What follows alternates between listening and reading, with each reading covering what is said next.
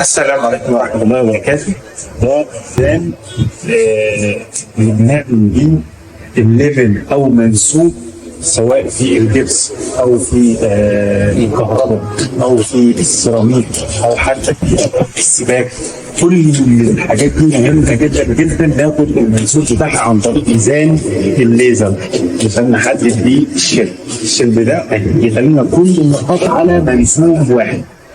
فكده هيكون في اي مشاكل او في اي عيوب خاصه بالتشغيل. ده الشرب اللي يتاخد هنا ويتاخد هنا ويتاخد هنا ويتاخد هنا، هيبقى ده كله بقى ده الليفل اللي هناخد عليه الكشافات اللي هنقول عليه البوتون او القاع بتاع الكشاف.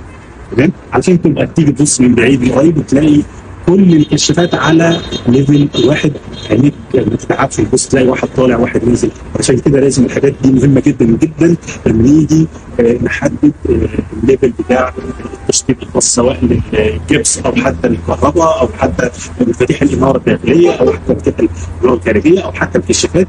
مهم جدا جدا ناخد بالليزر او حتى بالميزان ناخد بيه الشكل عشان نحدد ميزانيه الشغل.